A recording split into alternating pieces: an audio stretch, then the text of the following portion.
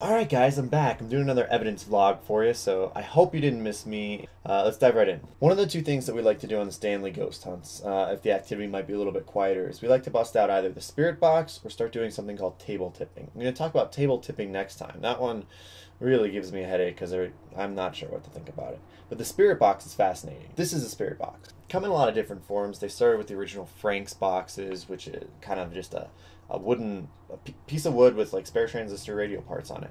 The idea of ITC, which is instrumental transcommunication, is that spirits can use devices to communicate with us. It goes beyond EVP because it's not just an imprinting of a voice onto a recording device, it's actually communicating with us through the device. In fact, Thomas Edison, around the time that he died, was actually working on a telephone to the dead, which actually makes a lot of sense to me. If you look at a lot of interdimensional reports, UFO reports and Men in Black, which have been tied into interdimensional travel and actually spirits. If you want to read Johnny Keel's book, The Mothman Prophecies, it's fantastic. I like the movie, but the book's even better. Stuff just goes miles and miles deep.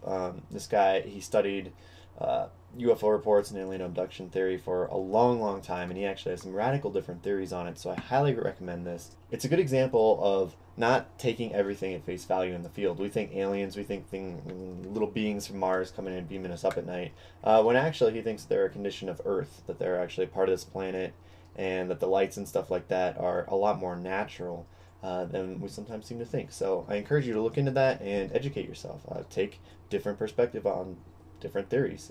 That's what it's all about. So back to this stuff. There's a lot of different kinds of spirit boxes. There's Shack Hacks and Frank's boxes. Most of these are modified to try to make it easier. You get your spirit boxes. The Ovilus is ITC. Not really sure what to think about that one. I'm skeptical that the spirits just somehow know how to manipulate the EMF so finely that they can get different words out. But at the same time, I've heard a lot of weird stories about the Ovilus. This one is just a regular spirit box. What they do on a lot of these is they take the scan button. You know how you can hit the button and it'll scan until it gets the next strongest signal and it'll stop there. It takes out the device that stops it, so it continuously scans around these stations. And they thought at first that what would happen is the spirits would actually be able to communicate putting together words that the DJs used. But what they actually had is voices coming through in the static and the white noise behind it. It's still very experimental. A lot of people don't believe it. With a lot of these experimental devices, there's a lot of room for false positives. And what happens there is you're surfing through AM frequencies. So you're going to get a lot of talk shows and stuff like that and a lot of people talking.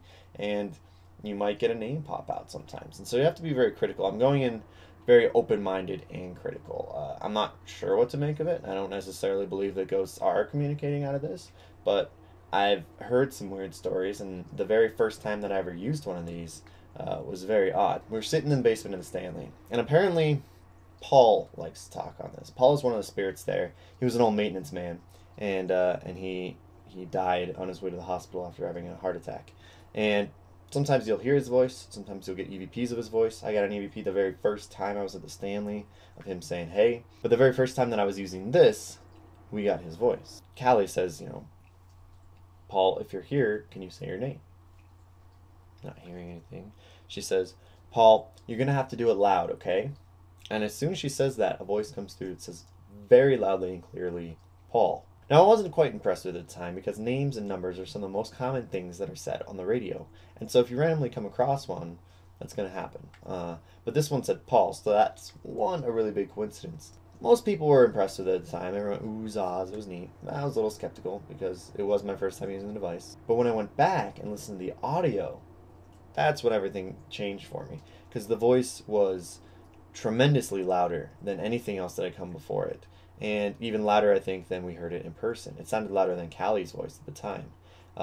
When I play it later on my laptop for different ghost hunts, I had a camera set up down the hallway, this is the very one that we're watching it on with audio, that picked it up through the door and you couldn't make out anything before it. So I think that this one was really interesting. It opened my mind to the possibilities of EVP and ITC sort of crossing over. Why was it louder on the recording device than it was in person? Does that speak to some sort of a different kind of level that it's communicating on? Is the sound itself different that's coming out of that? A lot of questions came up from it. So I'm going to go ahead and play that clip for you right now. You don't even need headphones for this one, although you can certainly wear them if you want. But it comes loud and through and says Paul. What you hear at the beginning of this clip is the sound, the tones that it makes, and the sounds as it switches all through the stations. And I left it a little bit long so that you can get a feel for all the different DJs and their volumes and stuff like that, and you can kind of get a feel for the device. So I'm going to play that right here.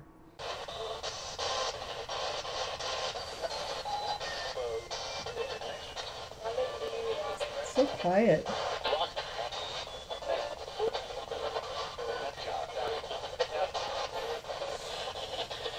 Paul, if you're here, you're going to have to make it really loud. Really. You have to make it really loud. So that was that one. Really turned me on to the whole idea of it in general. I'm very excited about using it. I've been experimenting with it a lot. I've gotten some other hits that I'm not quite as sure of, but I wanted to share with you guys and kind of explain my thought process as them. This next one's weird because I wouldn't necessarily assume that it's paranormal per se, but it's had an interesting regularity that we're not really sure about. When we continue to ask who's in the room with us at the Stanley, we keep getting a voice that says, "I'm Mike." I'm going to play this next clip, and it actually says, "I'm Mike" in this clip, very clearly. But it's not at the kind of volume that the last one was, so it didn't blow me off my feet. You know, it has kind of a sound to it, like maybe it was a caller in the radio show or something like that. You know, "What's your name?" "I'm Mike." And we just happened to come across that. But we've gotten it at other times before. Now, is this the case that there's a radio program on Friday and Saturday nights when we're up there going through this and we happen to hit at the same time?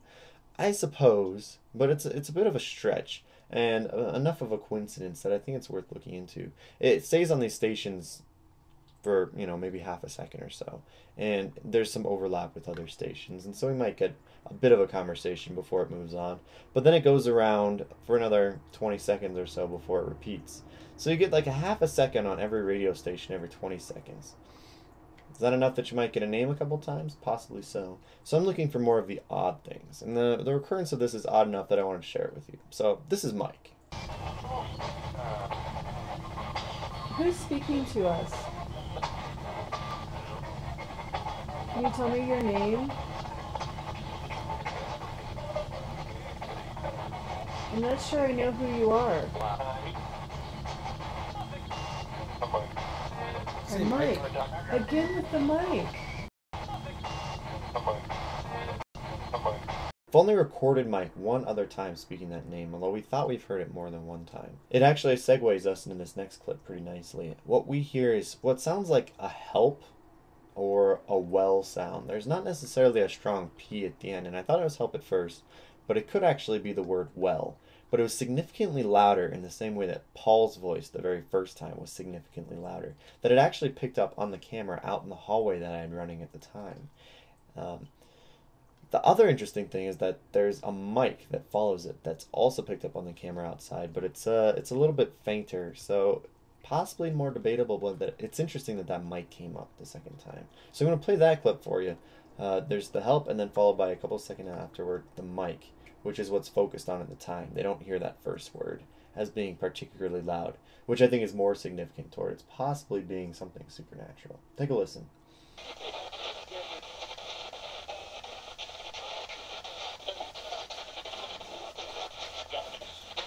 Where you get well, Mike, again.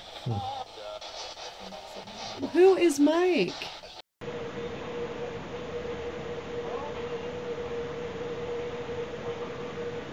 Mike, again. I'll let you know if we get any more signs of Mike in the future, and I'll play more clips for you. It might be someone who's hanging around that's not really communicating with us. Maybe it's another spirit that's in the building that we didn't even know about at the time. So it's definitely something I'm going to look into, and I'll keep you guys posted. But every once in a while I get very clear names like this one. We were asking for a name, and we got one. And it sounded like it said Dotson.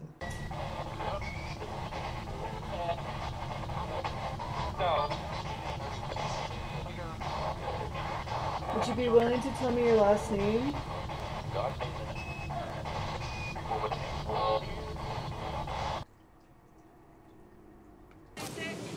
Dodson!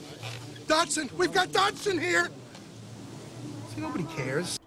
Yeah, I don't really think that one's actually supernatural, but I kind of had to drop that Jurassic Park clip in there. But I think that that's a good example of, you hear names come through all the time on this thing, so you have to be very critical. It's a device that's not obviously talking to ghosts, and there's a lot of room for false hits on there. If you want to be skeptical about it, I think that's fine. I understand. If you want to be open-minded about it, I think that's fine too. What I'm trying to do right now with it is I'm trying to keep track of the frequencies that it cycles through, and I'm trying to see that if we get any more loud or unique or interesting voices that come through, maybe a longer clip of a conversation or communication back and forth that makes sense, I want to see which frequencies they're coming through clearer at. So that way we don't have to worry about cycling through and getting all these false positives. That if they come through at a certain radio frequency clearer than another one, maybe we can just pick a station there with a lot of white noise and see if anything specifically comes through without having to lose it and then get other voices and things like that. So that's obviously going to take a lot of time because I need to get hits that way first. And I also need to track how it's going through the stations and how quickly and try to figure out where and when might be easier for the spirits. So it's definitely interesting. I'd be interested to hear your guys' opinions in the comment section below. Go check that out. Yes, I was just pointing at my pants, but I want you to comment in the comment section, not in my pants. Just sort of a general rule of thumb. I do want to hear your guys' opinion. I want to see if you guys like this. If you don't, it's easy to rule out a lot more experimental stuff, but that's how you make progress. You try to use these devices, you see what they do. When you think about it, even EMF devices aren't necessarily any more accurate than this. The false hits you get on those could be the same as the kind of false hits on this. So you just need to be very aware, open-minded, but critical too. That's the most important thing in this field. So let me know what you guys think. I'm going to do another one of these on controversial stuff with table tipping coming up here in the next few days. We've got some interesting video from that to show you. You guys, again, will have to make up your minds on that. And I've got a number of weeks of evidence that I'd love to show you. Some very interesting things. Stay tuned. Please hit the subscribe button. It should be around that area there. Until then, I hope that this is up soon. So I wish you guys a very Merry Christmas, Happy Holidays if Christmas is a new thing. Thanks for watching, guys, and hope to see you soon.